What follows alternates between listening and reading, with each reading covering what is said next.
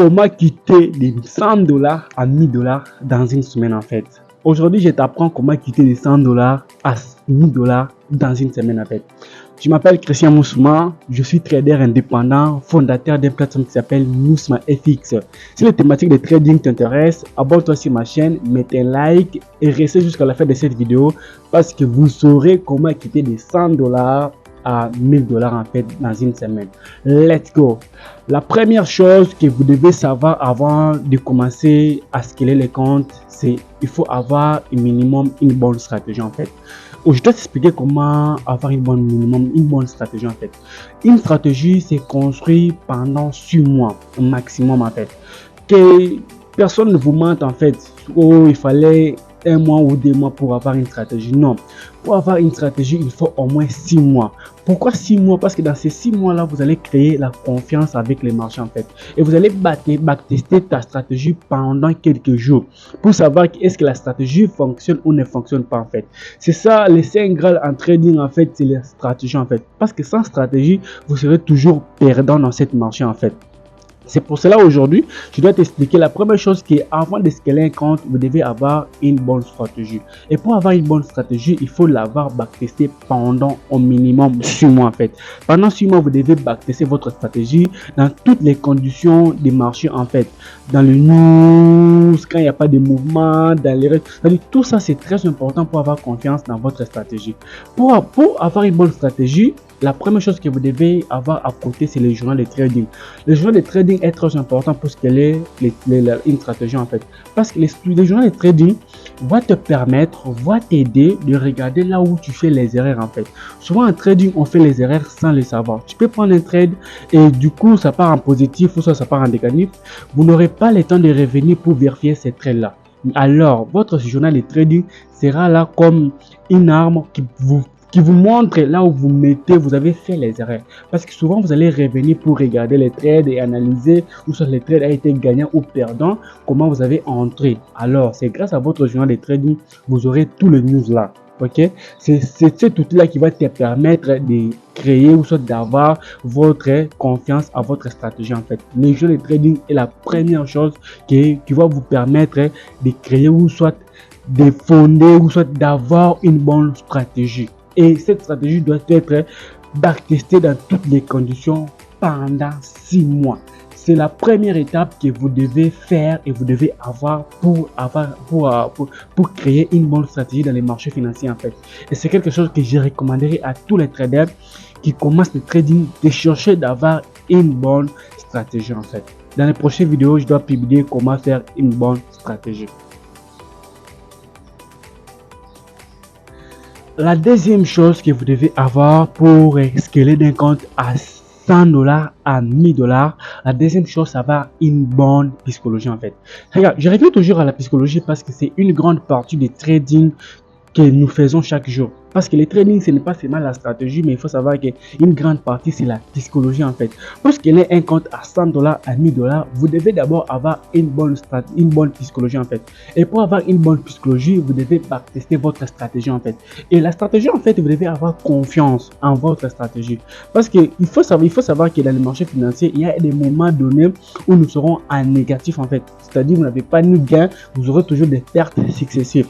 Mais si vous n'avez pas une bonne stratégie que vous avez tester et vous avez dans votre journal de trading, ça doit te faire vraiment le mal en fait, ou soit ça va te dérailler de votre système de trading en fait. Et finalement, vous allez finir de dire que cette stratégie ne marche pas. Mais il faut savoir que les marchés financiers a des caprices. Il y aura des moments où il y aura des caprices où vous allez placer des trades, respecter tout, mais ça va aller à la rencontre de votre stratégie en fait. La bonne psychologie va te permettre de savoir ces moments-là et d'en tirer vraiment des leçons. Parce que tu ne peux pas quitter de 100 dollars à 1000 dollars sans avoir une bonne stratégie en fait. Parce que vous allez voir quand on va entrer en pratique pour te montrer qu'on va quitter de 100 dollars à 1000 dollars, vous allez voir qu'on aura besoin d'une bonne psychologie pour faire ce genre de performance dans les marchés financiers. Ok, nous passons à la deuxième, à la troisième. Après, on va passer vraiment à la pratique en fait.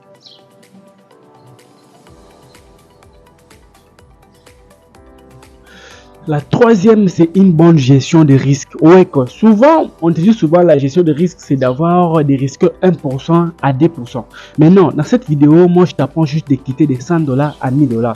Alors, je ne peux pas te dire où ça déconseiller, de quitter des TV, de risquer 1% ou ça 2%. Ça sera vraiment difficile de faire des performances où ça sera quasiment impossible. Alors ici, je vais te conseiller de commencer à risquer au moins 10% à 20% de ton capital. Et tout ça avec une bonne toujours stratégie, une bonne psychologie en fait. Et savoir aussi ton taux de réussite sur chaque trade que vous placez en fait. C'est pour ça que je te dis toujours, la gestion des risques est très importante dans les marchés parce que nous avons un capital de $100. Ok, dans les $100 là, on va commencer à risquer par trade au minimum $20 ou soit à $10. Et ce genre de performance va nous permettre d'aller chercher au minimum $50 ou à $100, qui est vraiment risque 1 pour aller chercher les 5 ou soit les 8 à 10 RRRR en fait, c'est les taux de réussite en fait. C'est là où nous allons aller chercher ça pour essayer de maximiser notre capital en fait, d'essayer de multiplier notre capital pour aller faire des belles performances en fait. La gestion des risques est très importante dans cette partie là parce que si vous n'avez pas une bonne gestion des risques, c'est difficile de faire une bonne performance en fait. Deuxième, la dernière étape que je dois te parler, c'est les styles de trading en fait.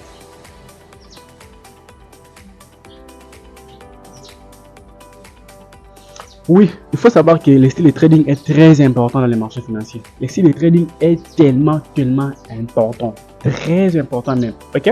Alors, pourquoi j'ai dit ça? Parce que certaines performances, tu ne peux pas les faire dans les scalping. C'est vraiment tellement difficile, quasiment vraiment improbable. Mais il y a des styles de trading que je te recommanderais que tu peux faire ce genre de performances. Il y a les day trading et les swing trading en fait. Le day trading, c'est la journée en fait. Tu peux prendre un trade pendant la journée, du matin, aller le couper le soir. Et les swing, tu peux prendre les trades et pendant une semaine, 2 semaines, laisser vraiment couler ton trade en fait. Et ce genre de style va te permettre vraiment de monter ton compte avec une rapidité extrême en fait.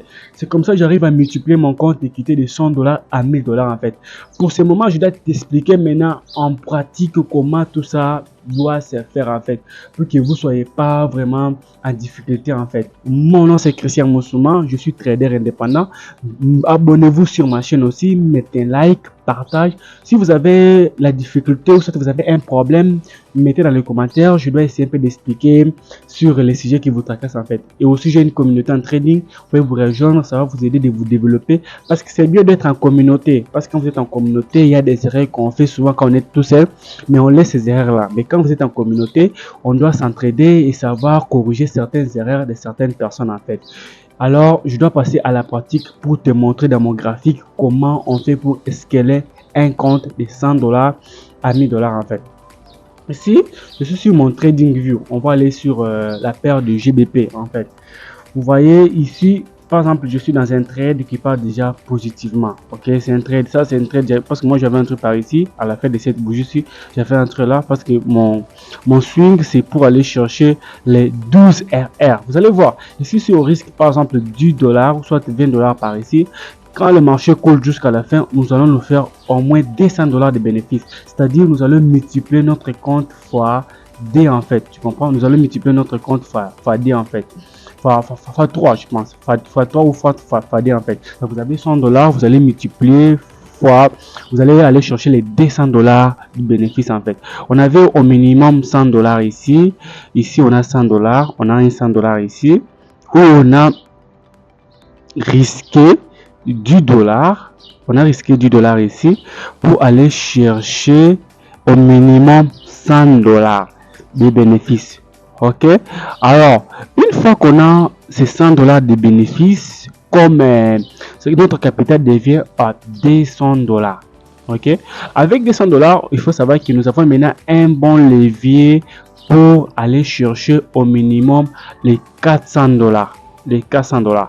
Ok, la première chose que je vais te conseiller souvent, moi j'utilise l'eau de 10, 0,10.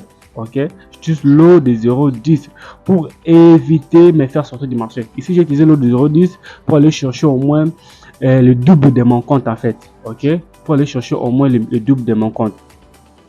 C'est pour cela que je dis toujours la stratégie ici, elle est très importante en fait. Vous devez avoir au minimum une bonne stratégie en fait pour ne pas vous faire avoir dans les marchés financiers en fait.